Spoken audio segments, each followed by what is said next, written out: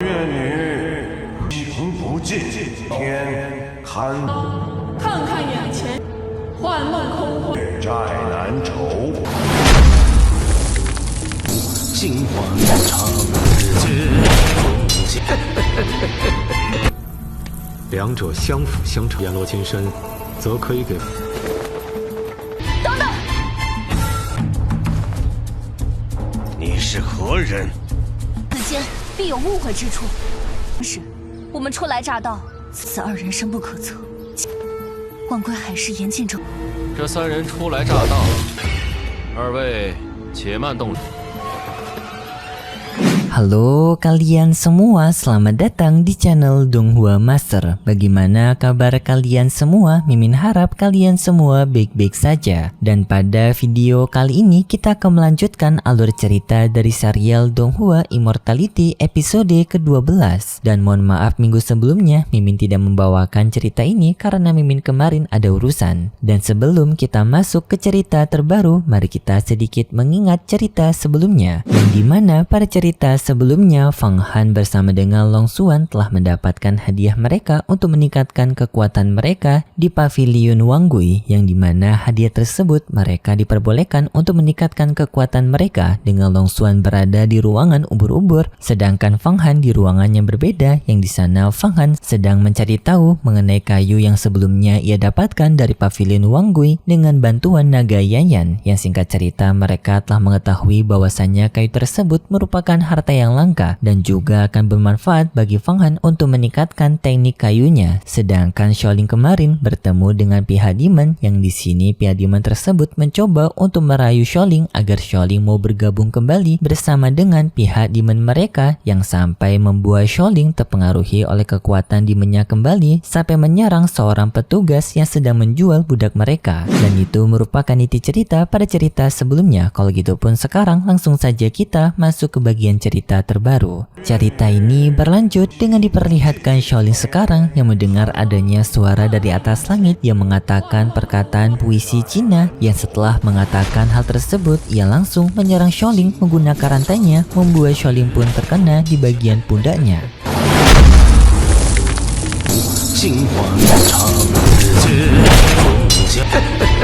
Sedangkan di tempatnya Fang Han sekarang mendapatkan penjelasan kembali dari naga Yayan mengenai sepotong kayu yang memiliki kekuatan spiritual di dalamnya dapat membantu Fang Han meningkatkan kekuatan tubuh dan juga tubuh emas Yama milik Fang Han. Tetapi di saat itu tiba-tiba saja mereka mendengar adanya suara keributan di luar yang mengatakan adanya kekacauan yang sedang terjadi di kota. Fang Han pun dengan segera pergi keluar untuk menemui pelayan dari Pavilion Wanggui, yang di sini pelayan Pavilion Wanggui memberitahu bahwasanya wanita yang dibawa oleh Fang Han yaitu Xiaoling sekarang berada di pasar kota, tetapi sekarang ia dikerumuni oleh banyak orang dengan alasan Xiaoling memiliki wajah yang cantik yang sepertinya diniatkan untuk ditangkap. Mendengar hal tersebut pun membuat Fang Han menjadi sangat khawatir. Dengan segera ia pergi ke tempatnya Xiaoling menyelamatkan Xiaoling. Long Xuan juga yang berada di luar mendengar keributan tersebut, yang hal ini pun membuat Long Xuan khawatir. Dengan segera ia bertanya kepada pelayan Pavilion Wanggui, yang Pavilion Wanggui tersebut menuju ke arah Fang Han yang telah keluar. Sedangkan di tempat dari Xiaoling sekarang yang masih berada di kepungan dari orang-orang sebelumnya, dengan di sini adanya seseorang bernama Bai Jinxi dan juga rekannya lagi bernama Utusan Hitam. Sekarang mereka masih menangkap Xiaoling dengan mengatakan bahwasannya Xiaoling telah mengganggu ketenangan kota ini dan akan mendapatkan hukuman dari mereka, yaitu hukuman mati. Fang Han yang telah sampai di sana, ia pun dengan segera menyelamatkan Xiaoling. Sedangkan Xiaoling yang telah mendapatkan serangan sebelumnya, ia sekarang langsung lemah dan ia tidak tersadarkan diri.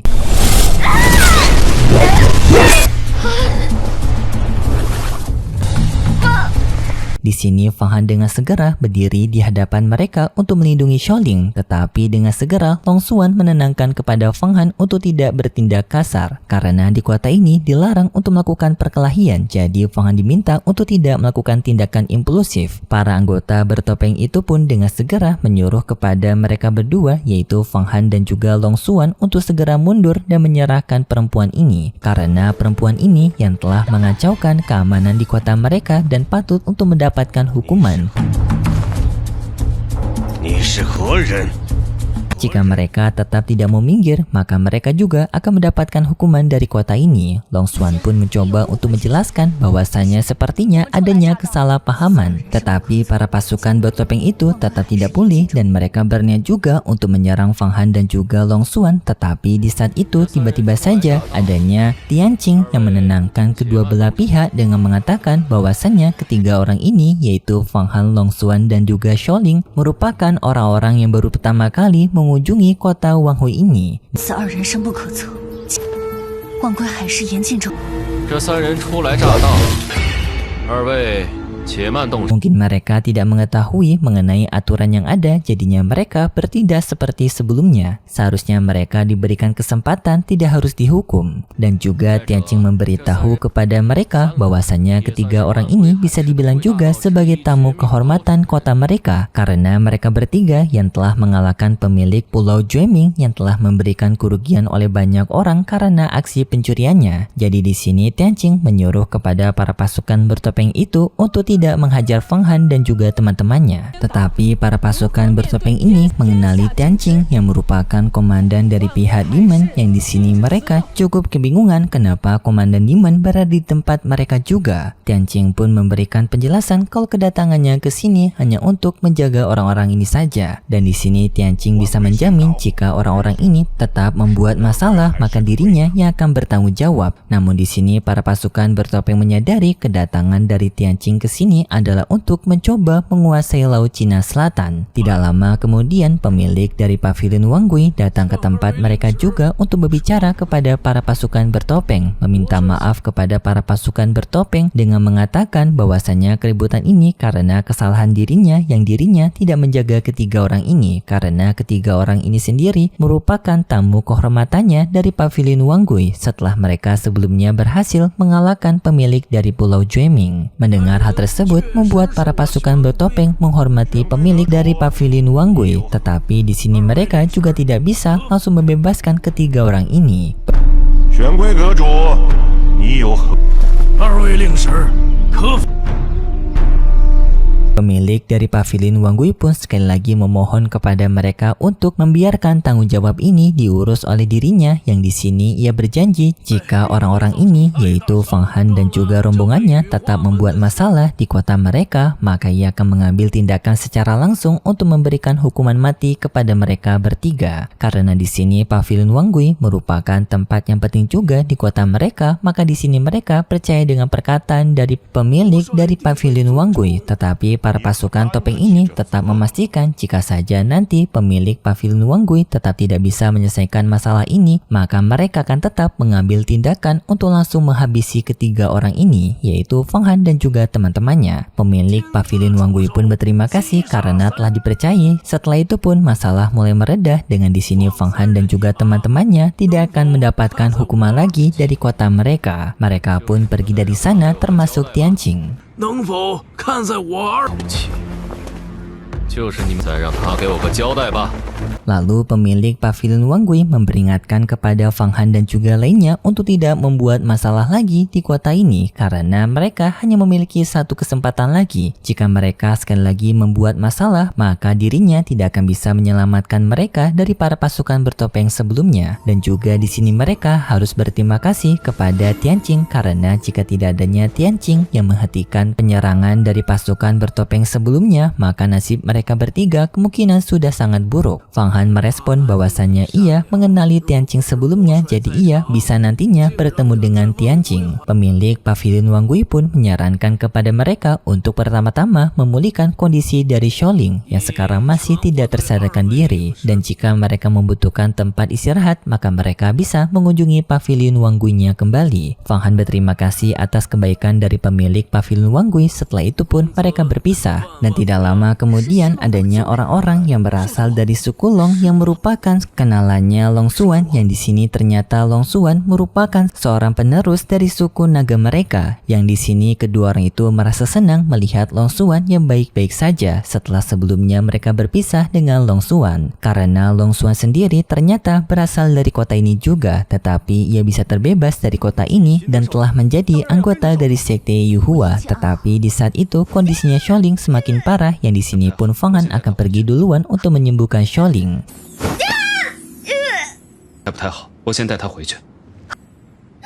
Setelah itu, Fang Han pun pergi duluan ke tempat pavilion Wang Gui untuk menenangkan kondisinya Xiaoling. Sedangkan di sini Long Xuan memberikan sebuah kertas segel kepada mereka untuk membantu mereka bisa lari dari kota ini. Yang di sini Long Xuan menyarankan untuk pergi ke wilayah laut karena itu merupakan tempat yang paling aman untuk mereka bisa kabur. Dan juga Long Xuan meminta kepada mereka untuk menjaga para generasi muda dari suku mereka. Dan setelah itu pun Long Xuan berpisah dengan mereka dengan Long Xuan kembali ke tempatnya Fang Han, yang sekarang Fang Han sedang menstabilkan kondisi tubuhnya Xiaoling yang sedang mengalami kerusakan cukup serius pada jiwanya.